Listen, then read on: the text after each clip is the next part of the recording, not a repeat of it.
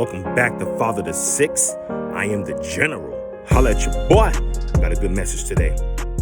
Yes, I do. I just want to bring back up an old memory. I remember back in the day when I was younger, I say about maybe 3, 4, 5 years old.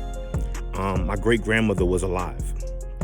And she and, people of her stature, her age, the elders, they would have quilts. For those of you who don't know what a quilt is, it's like a big, giant comforter. But it's not a comforter that you get from Walmart. I don't remember no Walmarts back then. And these quilts were special because they were heavy. The weight on the quilts was not your regular weight, like a comforter. And these quilts were made by people in the family or close friends of the family. But most of the time, the quilts was made by members of the family, usually the grandmothers, the older aunts. You know what I mean? And they would sew these quilts. But the cloth and material they use is not the same type of cloth and material that's used today. That particular quilt, those quilts were durable. And when you put it on to lay down or whatever, you were warm. It kept the heat in it. It provided comfort and heat. It did. And every quilt, and on that entire quilt comforter, each square was different. Okay? Each quilt represented something. It's like the pattern on my scarf right here. So each quilt had a pattern on there, particularly made by a member of the family. And that quilt, no matter how, I remember quilts being there for like 20, 30, 40, 50 years passed down. And it was durable. It was able to last generation to generation, wash after wash. And you didn't just wash it like you regularly wash anything else. You took care of it because that was a different type of cloth. That was a different type of cloth. That cloth kept you warm during the cold times. That cloth, when you looked at it, symbolized something. It had your great-grandmother in there. Had your great-great-great-grandmother in there. Your grandmother. Even out to your mom making a patch on the quilt. Or even making her own quilt to pass down. I say that because back then it was a different type of cloth you was cut from. It was a different type of cloth you were cut from back then. Today, we don't have cloth that often that's durable, that's strong, that defined. But if you're watching here right now, you are that cloth from back in the day. You are that quilt. You are the quilt that's durable, long-lasting, keep you warm during the cold times, and easily distinguished for the good. Because your mark is not like the mark of others. Your design is not like the design of others. So what this message is today is Friday, okay? We're at the end of the work week for the most, the beginning for some. But no matter where you at in this journey right here, ask yourself this. What cloth am I cut from? Woo! What cloth am I cut from? Am I cut from the cheap material? One that you put in the washing machine and it just rips. It fades away. We know them shirts, them $5 shirts. You know what I mean? We know them $5 sheets. You know what I mean? The same sheets that you put on your window when you first move and you ain't got no blinds. Hey, holla at me if you know the struggle. Hit me in the comments, you know the struggle. You get your first place, you got no blinds, you use the sheets. Are you made from that material? Are you made from the material that's passed down from generation to generation? That quilt material? Are you cut from a different cloth? And what does your cloth material feel like? Does it feel authentic? Or does it feel the same like everyone else? Is it durable or is it cheap? Do you got the cheap cloth or do you have the durable cloth? What cloth are you cut from?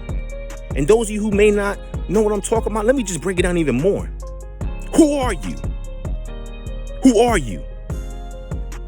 What kind of character do you have? What kind of person are you?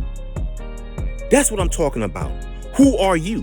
Are you a flimsy individual, non-dependable, easily agitated, frustrated, attitude? People don't want to be around you. Or you that guy. Like, oh, yeah. All right, General's here. Yeah, all right. I see, oh, yeah. Ooh, he a cool dude. Oh, I see sis over there. I see her over there. Yeah, oh, yeah, she's phenomenal. She always got a bubbly attitude, but she don't take no crap, though. She don't take no crap. But you know what I mean? She on point. You see what I'm saying? What are you? And I said to someone this morning on one of my calls, I said, sprinkle, let who you are be sprinkled upon the earth. Be the salt of the earth. Be the salt of the earth. And when I say be the salt of the earth, I mean, what are you preserving? Because salt is used to preserve. Preserve, what are you preserving? Are you preserving the good out of everything? Or are you that type of person who preserve the bad, who bring up all the negative every single time, no matter what's going on, and you're going to preserve the bad? Oh, girl, you remember this? Hey, bro, you remember how that happened, man? Yeah, I can't believe that. Or you don't want to, like, you know what, bro? Shoot, I remember when things was worse. Look at this now. Look at this now. Oh, today's a great day. Look at that. Look at the trees. The colorful trees. So who are you? What cloth are you cut from? And what are people seeing from you? What are people seeing from you? What are you displaying? What are you giving off? What are you sprinkling? If you're watching this channel right now, if you're watching this message, I know you sprinkling nothing but good. You ain't sprinkling nothing but good. So sprinkle that good today. Be the preserver. Somebody said to me earlier, this was Babe, it's my queen. She said, I don't know whether I should sprinkle or pour. You see what I'm saying? Because each design, each thing that you do require a different type of flow. Come on. What you mean by that, General? I'm gonna tell you. When you cooking, right? Sometimes you gotta sprinkle it on certain types of food, on certain type of dish. So before I cook certain meals, I'm not gonna pour salt in there. I'm gonna sprinkle it over the food. Like when you go to bake some chicken, right? You over there, when you have several pieces of chicken on the pan. So I'm gonna sprinkle the salt or the seasoning across the pan on all the pieces of the chicken. But when you're boiling something, I'm gonna pour the salt inside the water first. Let it boil up and then put the stuff in. So it depends on what you cooking and what you're doing will determine how you sprinkle or how you pour. Come on now. Depending on what you cooking and how you cooking it will determine if you sprinkle or if you pour. But guess what? One thing they both have in common. They all getting where they belong. They're all going out. It's about the rate of speed. Sometimes you can't pour all of it at one time into one individual or one situation.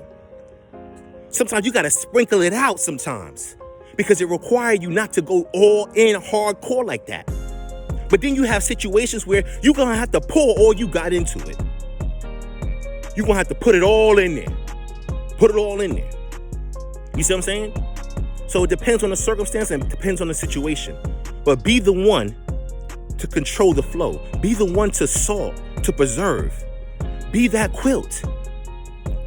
Be that person that's cut from a different cloth, designed differently, shaped differently, feels different. It's the General, Father the 6th. Happy Friday, happy Saturday and Sunday. Wonderful week, wonderful weekend. Hit me up in the comments, share this message. Hit me up on patreon.com/FT6. Patreon.com/FT6. Thank you to all my supporters. Thank you. I appreciate you. I love y'all. Thank you. Thank you. Continue to support.